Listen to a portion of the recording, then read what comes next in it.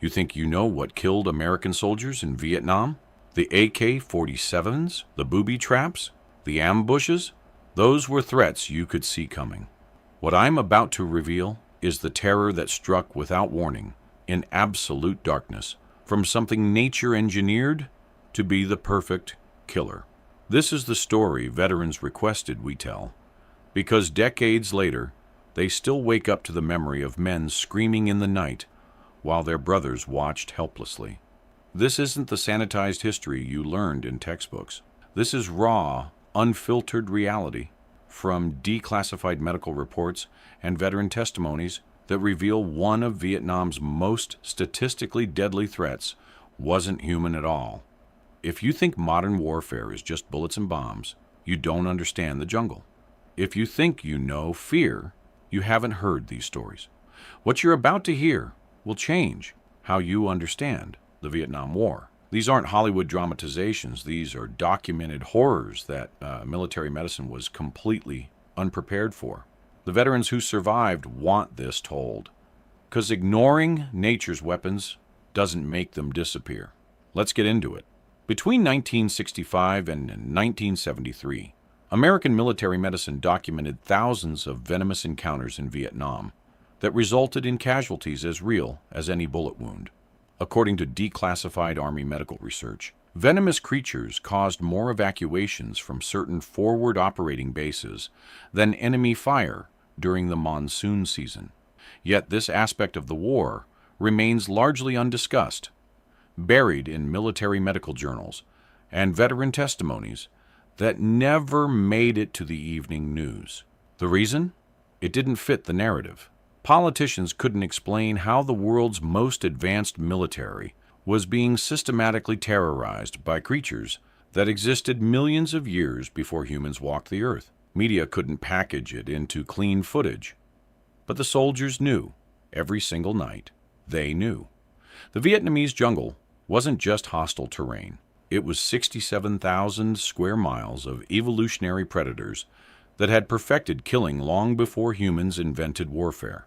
When American forces established bases, they weren't just occupying enemy territory. They were invading ecosystems where they instantly became prey. The Viet Cong understood this. They weaponized it, and American soldiers paid the price in ways that still haunt survivor testimonies today. What follows are 5 interconnected fears that transform the Vietnamese night into a waking nightmare. Each fear amplified the others, creating a psychological cascade that military psychiatrists are still studying 50 years later. These aren't separate threats. They're a systematic breakdown of everything soldiers thought they understood about staying alive. The first terror that stalked American soldiers wasn't loud. It didn't announce itself with the whistle of incoming mortars or the crack of rifle fire. The many-banded krait, Bungarus, multicinctus, killed in absolute silence, and that's what made it unbearable. Let's break down why this was such a pervasive fear that changed how soldiers slept, moved, and defined safety itself. The many-banded krait is a neurotoxic serpent that hunts exclusively at night, seeking warmth. According to military medical records from the 173rd Airborne Brigade, kraits infiltrated sleeping positions with documented regularity, attracted to body heat from sleeping soldiers. The snake's venom contains presynaptic neurotoxins that block acetylcholine release at neuromuscular junctions. In plain language, it paralyzes you from the lungs outward while you remain fully conscious. The first symptom wasn't pain. It was mild numbness around the bite site, easily dismissed as a mosquito or ant. Within 2 to 4 hours, soldiers developed ptosis, drooping eyelids, followed by difficulty swallowing. The documented cases from the 1st Cavalry Division show that by hour 6, victims couldn't speak. By hour 8, they couldn't breathe without assistance. The mortality rate without anti-venin reached 70–80% according to Army Medical Corps reports from 1968. With anti-venin, soldiers still faced weeks of recovery, and many sustained permanent neurological damage. What made kraits particularly nightmarish was their hunting behavior, which military herpetologists documented extensively after casualties mounted. Kraits are ophiophagus. They primarily eat other snakes, but they're also thermotropic. On cool jungle nights, temperatures drop to 65 to 70 degrees Fahrenheit. Sleeping soldiers in poncho liners or sleeping bags registered at 98.6 degrees. Veterans described finding kraits coiled inside boots, wrapped around weapon barrels, and in one documented incident at Firebase Ripcord, actually inside a soldier's sleeping bag. One Army medic stated in his 1971 oral history, "We found 3 kraits in one bunker in a single week. The guys started sleeping in shifts, one watching while the other rested. But you can't maintain that. After 72 hours without real sleep, you'd pass out regardless. And that's when they got you." It was systematic psychological destruction. The snakes averaged 3–4 feet in length, with distinctive black and white bands that were nearly invisible in the darkness of a jungle firebase. The mental toll of krait fear created what military psychiatrists classified as nocturnal hypervigilance syndrome in classified reports from Walter Reed Army Medical Center. Veterans consistently described the impossibility of relaxing after dark. One Marine Corps Lance Corporal described in a documented interview, "You'd be exhausted, running on fumes. But the second you closed your eyes, your mind would be screaming, 'What's crawling toward you right now?' Every rustle, every touch of vegetation against your skin could be it." The sensory details haunt survivors decades later. The dry scraping sound of scales on nylon. The cool, smooth texture when a snake crossed exposed. Skin, initially indistinguishable from a vine or leaf. The smell of disturbed earth when kraits emerged from their daytime hiding spots at dusk. But worst was the sight of a bitten man deteriorating. First the slurred speech, then the pleading eyes as he lost the ability to communicate. Finally the silent terror as his respiratory muscles failed. While his mind remained completely aware, he was suffocating. The worst documented aspect of krait envenomation, according to military toxicology reports, was victim consciousness throughout the dying process. Unlike pit viper bites that caused immediate agonizing pain, krait victims often remained mentally alert, even as their bodies shut down. One chaplain documented in his after-action report from Quang Tri Province, a specialist from Chicago was bitten at 300 hours. By dawn, he couldn't move anything but his eyes. He watched us for 6 hours, fully aware, while we radioed for medevac. The chopper couldn't land due to ground fire. He died at 1400 hours, and his eyes were still open, still looking at us. This created a unique psychological horror. Soldiers witnessed their friends trapped inside paralyzed bodies, unable to scream, unable to beg, unable to even close their eyes. The average time from bite to death in untreated cases was 12 and 18 hours, according to declassified medical reports. That's 12 hours of conscious suffocation. Some soldiers reportedly chose to risk enemy fire by calling in medevac under dangerous conditions rather than watch another man die that way. The fear wasn't quick death. It was slow, aware dying while your brothers watched helplessly. The second fear emerged not from the ground, but from above, where Vietnam's arboreal predators waited in the triple canopy. If kraits taught soldiers to fear the ground, Trimeresurus albolabris, the white-lipped pit viper, taught them there was no safe direction to look. This arboreal serpent turned the jungle canopy into a minefield where every vine, every branch, every shadow could strike. Let's break down why this was such a pervasive fear that soldiers lost trust in their most basic movements. White-lipped pit vipers are hemotoxic serpents that hunt from vegetation at heights ranging from 2 to 20 feet, the exact zone American soldiers moved through constantly. According to medical records from the 101st Airborne Division, these vipers accounted for approximately 35% of all documented venomous snake bites in the Central Highlands region. Unlike kraits, their venom attacks blood cells and tissue, causing hemorrhaging, necrosis, and in severe cases, complete tissue destruction, requiring amputation. The snakes averaged 24 to 30 inches in length, with prehensile tails that allowed them to strike from hanging positions.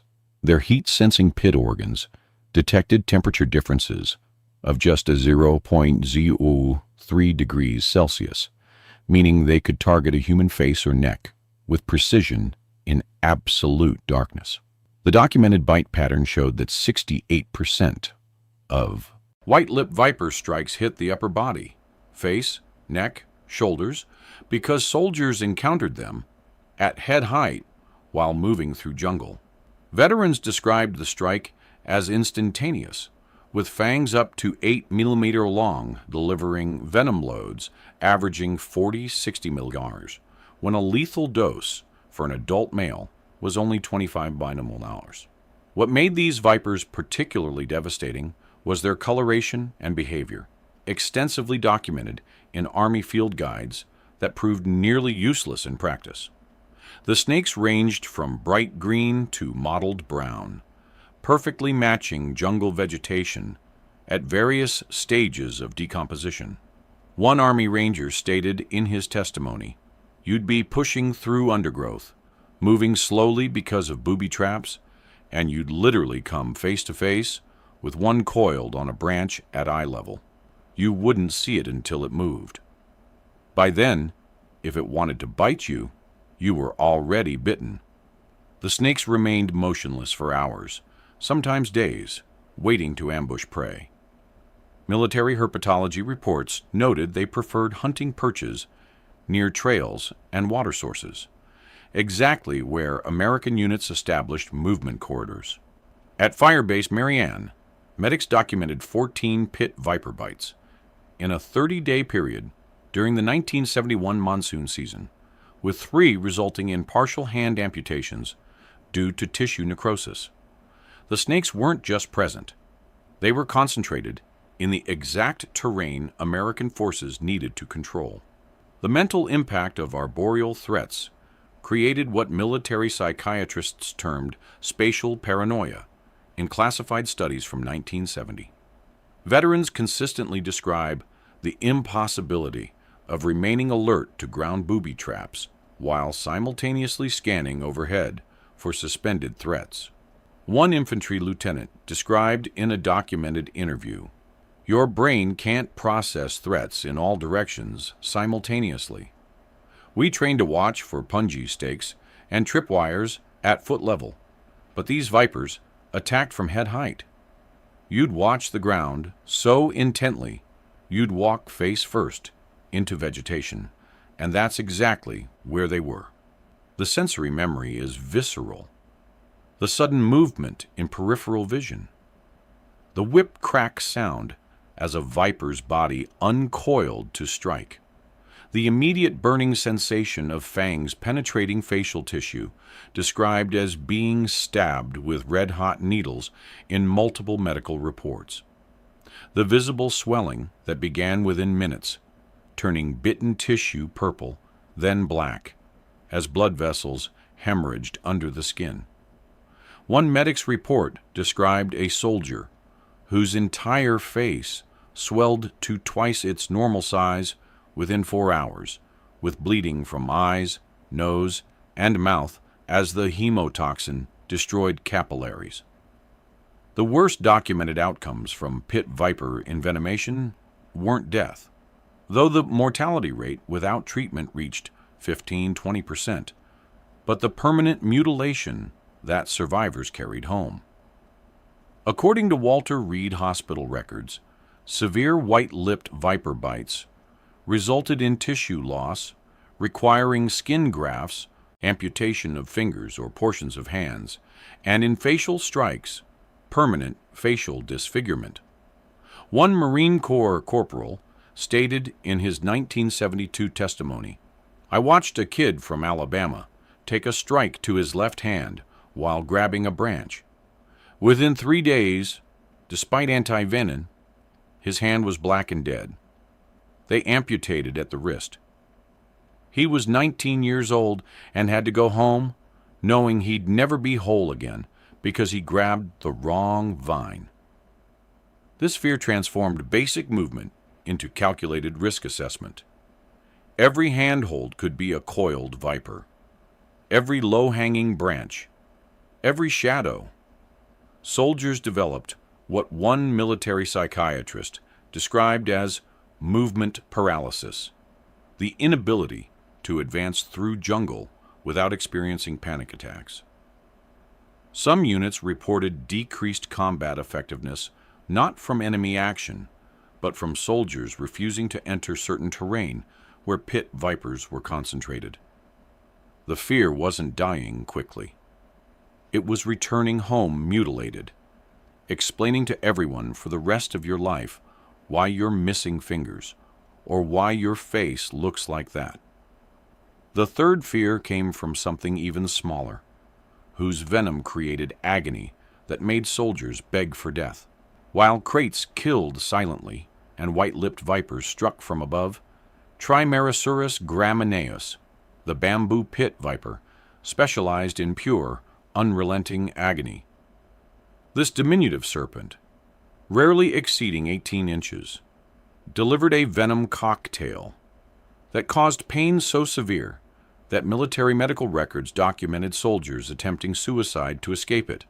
Let's break down why this was such a pervasive fear that redefined what soldiers believed human beings could endure.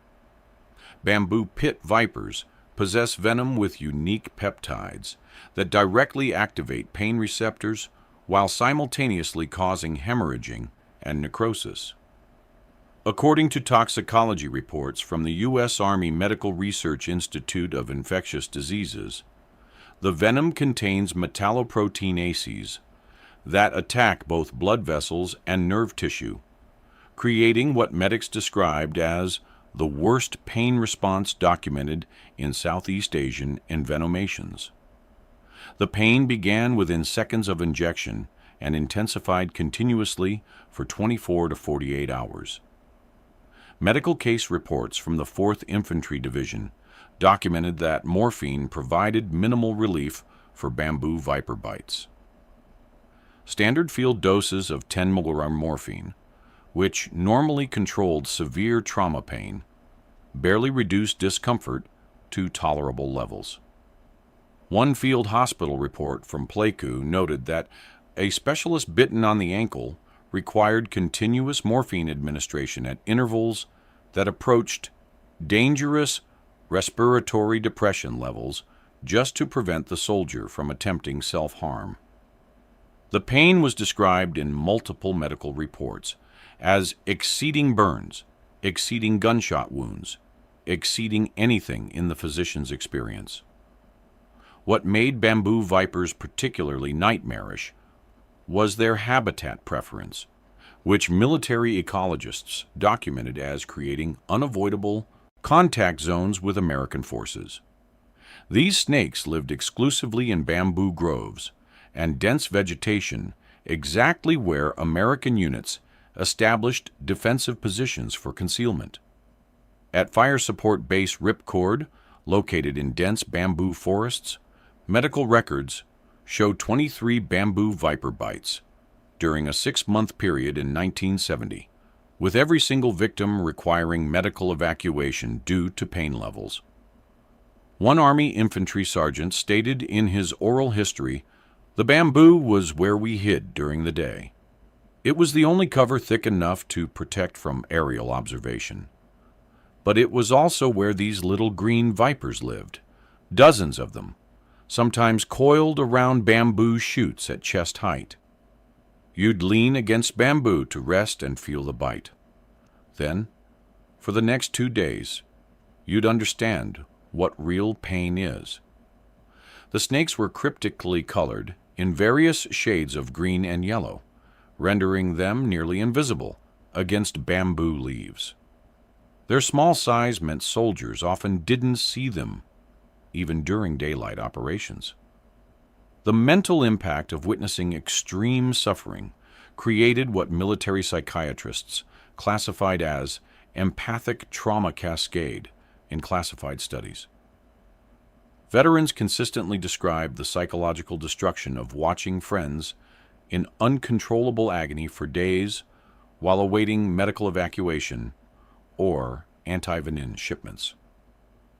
One Marine Corps medic described in a documented interview, "You could handle seeing guys die from bullets. That was quick, and we understood it as part of war. But watching a man scream for 36 hours straight, begging you to kill him, while his hand swelled to the size of a football and turned purple-black, that stayed with you forever. We were trained to save lives, but there was nothing we could do except watch him suffer." The sensory details created lasting trauma. The continuous screaming, hour after hour, until voices went hoarse. The smell of necrotic tissue as venom destroyed local blood supply. The sight of bitten extremities swelling until skin split open, weeping blood and serum. The desperate pleading from victims who remained fully conscious throughout the ordeal. One chaplain's report from Quang Nung Ngai province described a lance corporal bitten on the forearm, who, at hour 30 of continuous agony, attempted to amputate his own arm with his cobra knife before other Marines physically restrained him. The worst documented aspect of bamboo viper envenomation, according to military medical literature, was that some victims preferred death to continued suffering. Several classified military psychiatric reports referenced combat-related self-harm attempts that occurred specifically after bamboo viper bites, though exact numbers remain redacted. One battalion surgeon stated in his 1971 testimony, "I had a kid from Oregon bitten on his left foot.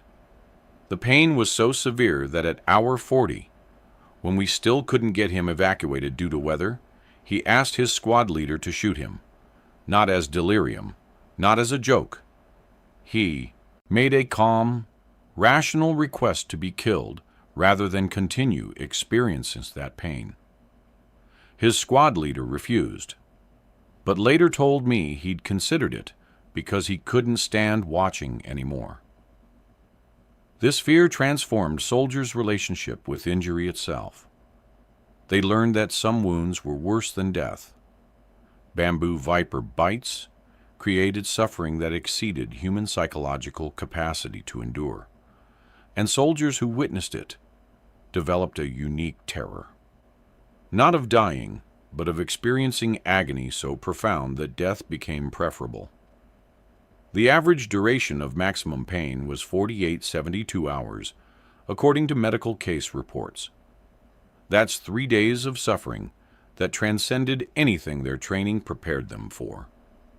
Some survivors reported that decades later, they still experienced panic attacks when encountering bamboo or vegetation that resembled it. The fourth fear took soldiers underground, where Vietnam's deadliest serpent waited in absolute darkness. If the jungle above ground was terrifying, the tunnel systems below were exponentially worse. And waiting in those claustrophobic passages was Bungarus candidus, the Malayan krait, whose venom was even more potent than its many-banded cousin. For tunnel rats, the soldiers who entered underground passages to clear Viet Cong tunnel complexes, this serpent represented the ultimate nightmare. A deadly predator encountered in pitch blackness, in confined spaces, with no escape route. Let's break down why this was such a pervasive fear that gave tunnel warfare its most terrifying dimension. The Malayan krait is a large neurotoxic serpent, averaging 4.5 feet in length, that preferentially shelters in underground burrows, caves, and man-made structures during daylight hours. According to declassified reports from the 25th Infantry Division's tunnel rat operations, Malayan kraits were documented in approximately 15–20% of tunnel systems explored in the Kyu Chai district. The snake's venom contains presynaptic and postsynaptic neurotoxins with an LD50 of just 0.1 kg, making it one of the most toxic land snake venoms on Earth. A full venom load could kill 20 adult humans. Tunnel rats operated in passages typically 2 or 3 feet in diameter, crawling forward in complete darkness or with only a small flashlight. The documented encounter protocol was nightmarish. Soldiers would crawl into tunnels armed only with a pistol and knife, navigating blind corners and vertical shafts, never knowing what waited ahead. When a tunnel rat encountered a Malayan krait in these conditions, there was no room to evade, no space to maneuver, and typically no possibility of rapid retreat. One Army specialist's after-action report from 1968 stated, "You'd feel something cool and smooth under your hand in the darkness. By the time you realized it wasn't mud or wood, it was already moving." What made Malayan kraits particularly deadly in tunnel warfare was their defensive behavior when cornered, extensively documented in military herpetology studies. Unlike many serpents that attempt to flee, kraits in confined spaces typically coil and strike repeatedly. Their fangs, measuring 4 to 5 mm, easily penetrated standard Army utilities and thin gloves. Multiple tunnel rat casualties showed evidence of 2 to 4 separate bite wounds, indicating the snake struck repeatedly in rapid succession. One tunnel rat from the 1st Infantry Division described in his testimony, "I was 30 feet into a tunnel when my flashlight illuminated a krait coiled in the passage ahead. There was no room to turn around. I tried backing out, but it struck 3 times before I got clear. Each bite felt like someone drove nails into my shin. I made it out, but within 2 hours I couldn't feel my legs. The medic said if we'd been any further from the fire base, I'd have died in that tunnel." The Viet Cong reportedly learned krait behavior patterns and intentionally constructed tunnel sections where snakes commonly sheltered, creating living minefields that required no maintenance. The mental impact of underground snake encounters created what military psychiatrists termed subterranean phobia complex in classified studies from tunnel rat operations. Veterans consistently described the compounding terror of multiple simultaneous threats: enemy combatants, booby traps, cave-ins, and venomous serpents, all in darkness, all in spaces barely wide enough to crawl through. One Marine Corps tunnel rat described in a documented interview, "Above ground, you could at least see threats coming. Underground, every 12 inches forward could be your last. You'd be sweating through your uniform, breathing dirt, heart hammering, and then you'd touch something in the darkness that moved. Your mind would just scream, 'Get out!' But there was nowhere to go." The sensory deprivation amplified every threat. The absolute darkness of tunnels 20+ feet underground. The thick, humid air that smelled of earth and decay. The feeling of enclosed spaces pressing in from all sides. The sound of your own breathing, abnormally loud in the confined space, masking any noise from threats ahead. Then the sudden cool movement of scales across skin in the darkness. The sharp pain of fangs. The immediate terror of knowing you were envenomated deep underground, requiring evacuation through hostile tunnels while your body shut down. Multiple tunnel rat testimonies reference recurring nightmares, decades later, of being paralyzed underground, unable to move or scream while darkness closed in. The worst documented scenario, according to tunnel rat oral histories, was envenomation too deep in a tunnel system for immediate extraction. Several classified casualty reports referenced soldiers who were bitten in tunnel complexes and died before they could be retrieved, their bodies left underground until later recovery operations. One captain from the 25th Infantry Division stated in his 1969 testimony, "We lost a tunnel rat named Rodriguez in a complex near Tai Ninh. He radioed he'd been bitten 90 feet in. By the time we organized extraction, he'd stopped responding. We found him 48 hours later, still in the tunnel where he'd been bitten." The autopsy showed classic krait envenomation, respiratory failure while conscious. He died alone in the dark, underground, knowing nobody could reach him in time. This fear transcended normal combat anxiety. It combined the primal human fear of being buried alive with the horror of envenomation's slow death. Soldiers knew that a bullet wound in a tunnel could still allow self-extraction.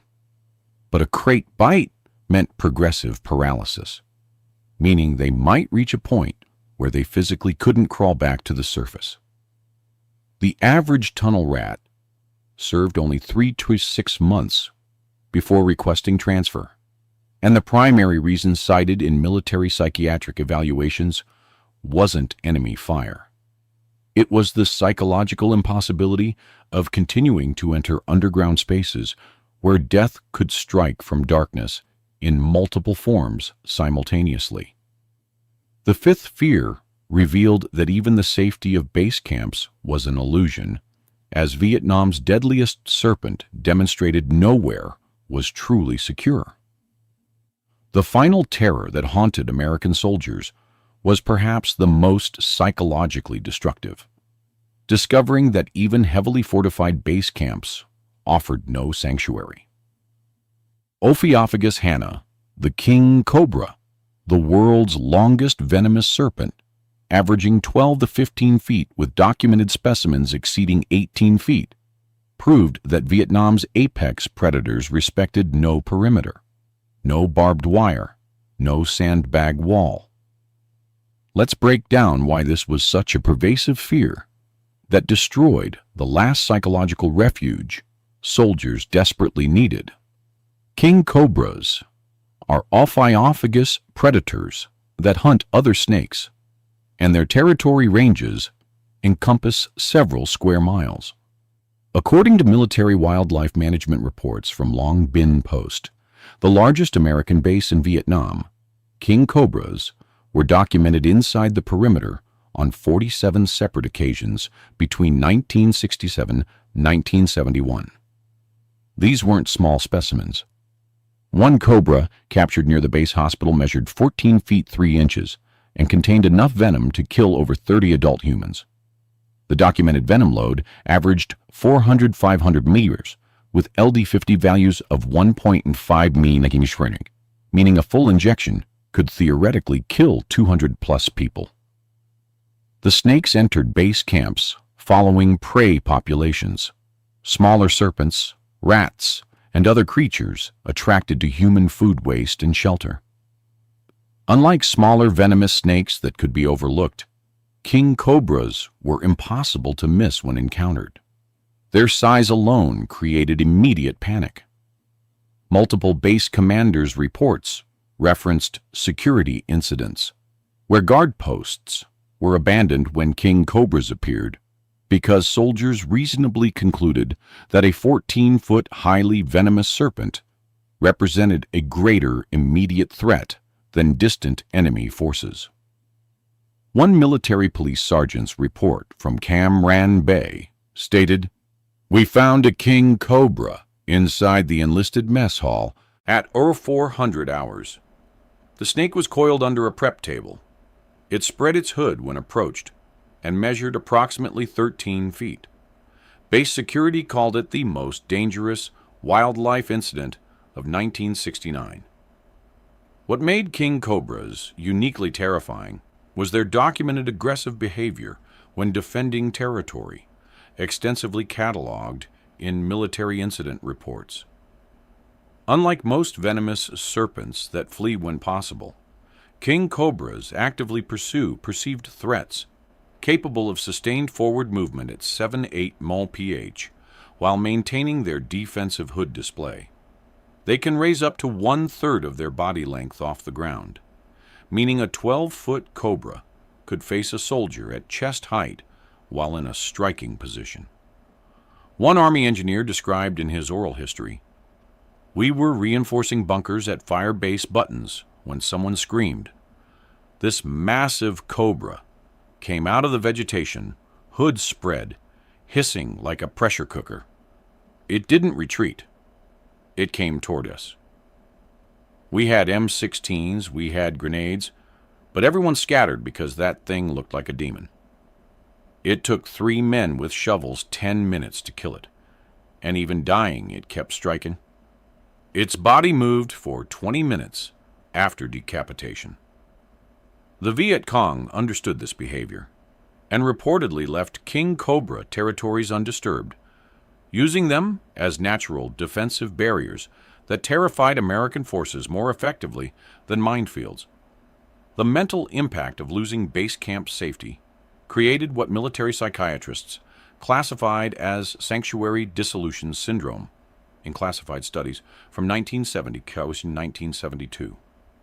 Veterans consistently described the psychological necessity of having a safe zone where threat levels decreased, allowing rudimentary psychological recovery between combat operations.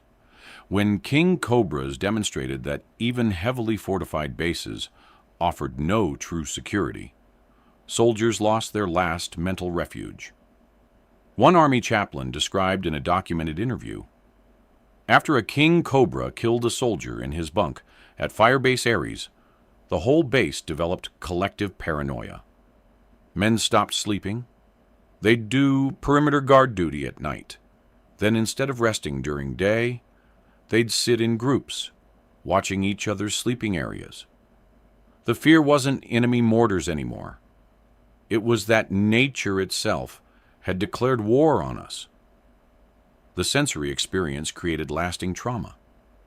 The distinctive loud hissing of an agitated king cobra, audible from 50+ feet away, described as like a growling dog in multiple reports.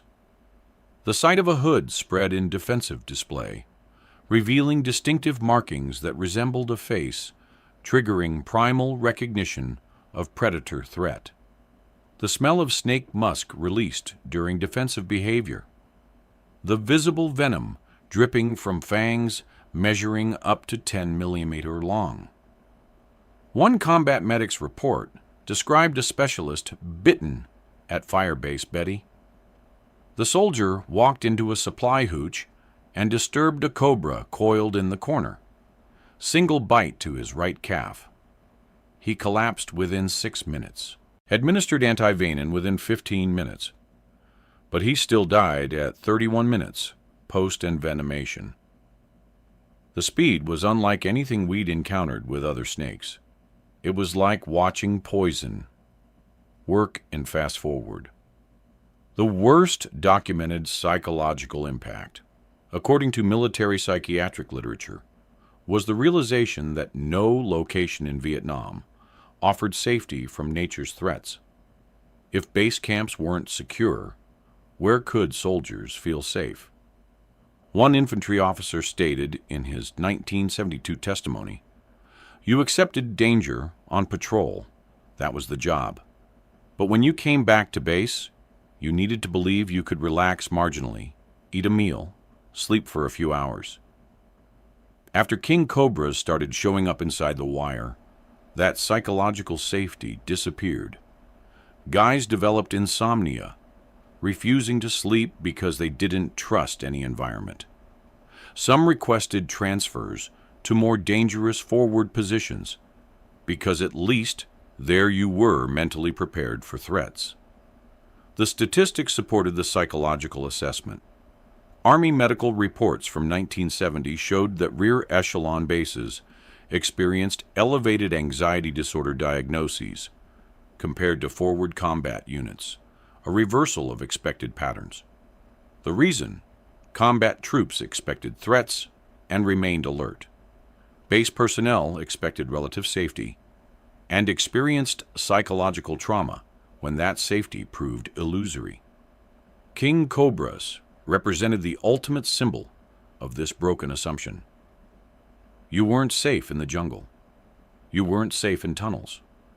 You weren't safe in base camps built to withstand enemy artillery. You were prey, everywhere, always, and the jungle's deadliest creatures recognized no human concepts of military security perimeters. What connects all five fears, the silent kraits, the arboreal pit vipers, the agony-inducing bamboo vipers, the tunnel-dwelling Malayan kraits, and the massive king cobras, isn't their venom, their lethality, or even their ubiquity. It's what they represented: the complete inadequacy of human military power against nature's perfectly evolved weapons. Unlike conventional warfare, where superior technology and training provide measurable advantages, venomous creatures rendered American military superiority meaningless. A $50 million firebase with artillery support, helicopter gunships, and thousands of soldiers offered no more protection than a peasant's hut when nature decided to hunt. These fears compounded each other systematically. Ground-dwelling kraits made soldiers fear sleeping. Arboreal pit vipers made movement dangerous. Bamboo vipers made rest impossible. Tunnel kraits made underground operations psychological torture. King cobras proved that base camps were illusions of safety. Together, they created total environmental paranoia, where American forces existed in constant threat awareness that had no off switch. You couldn't call in airstrikes on evolution.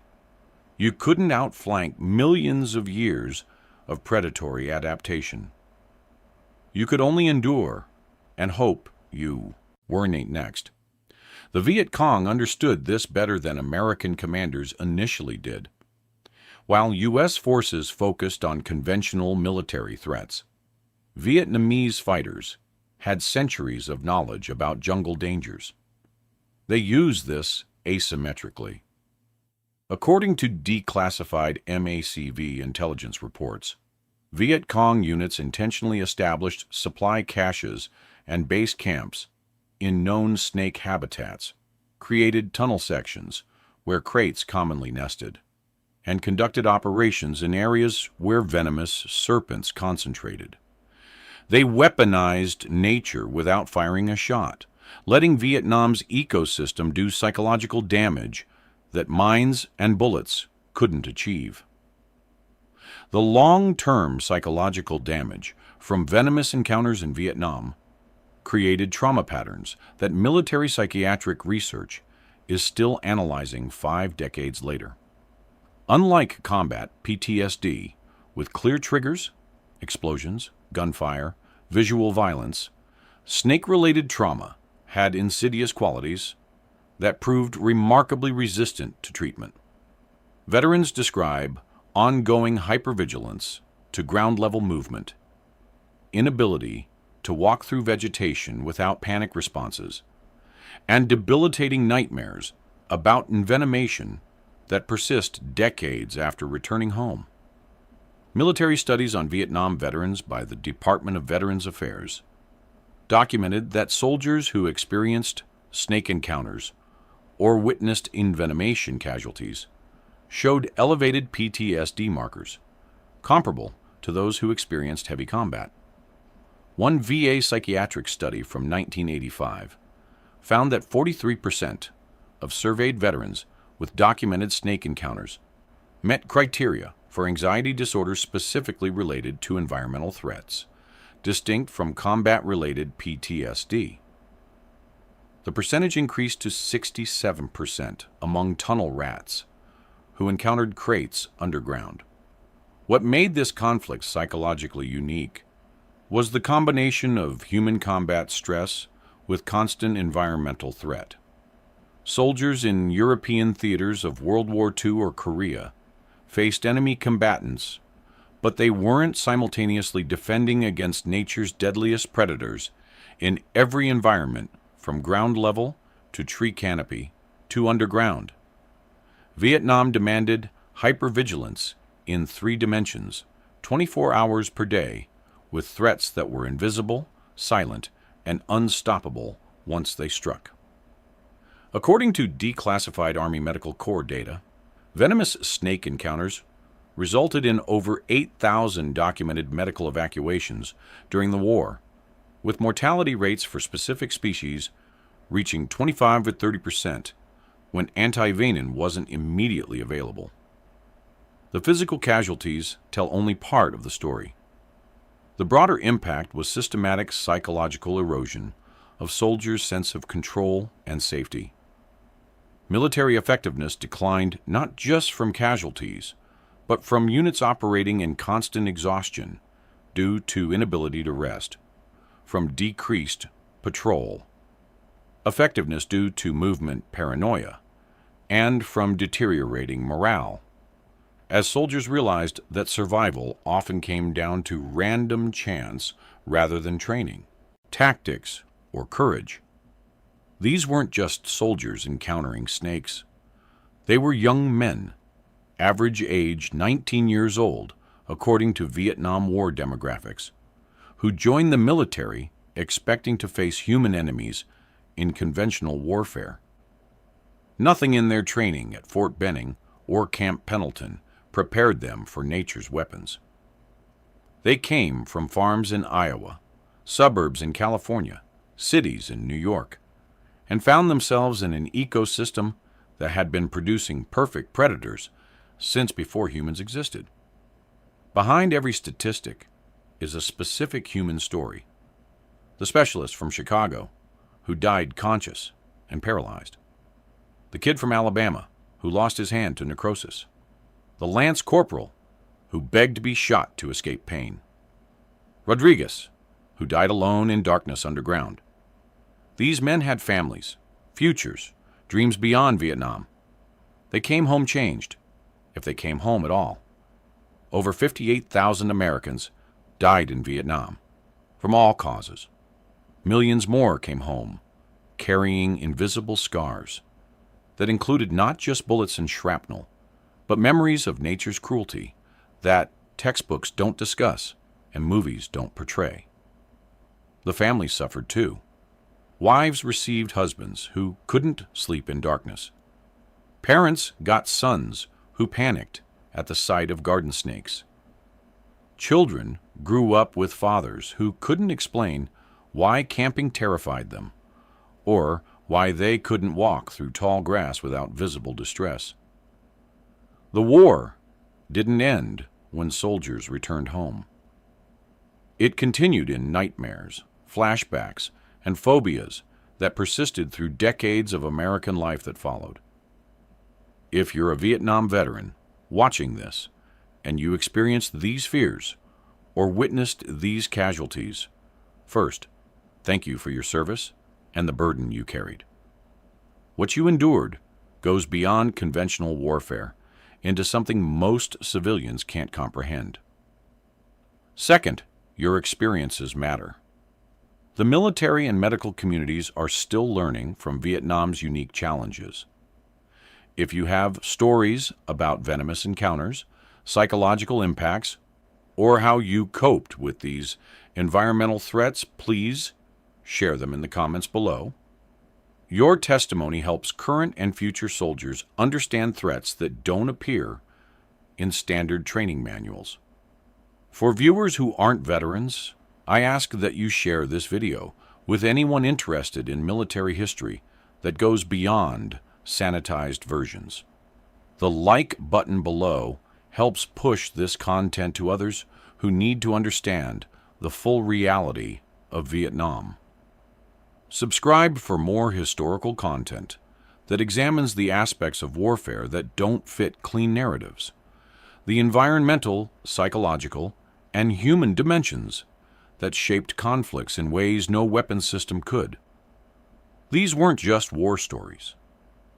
These were lessons in humility, in understanding that human beings remain vulnerable, regardless of technology, and in respecting the profound sacrifices made by young Americans who faced threats from every direction in an environment that treated them as prey. Remember what was asked of these soldiers. Remember what they endured. Remember that some scars aren't visible, and some enemies weren't human. Thank you for watching.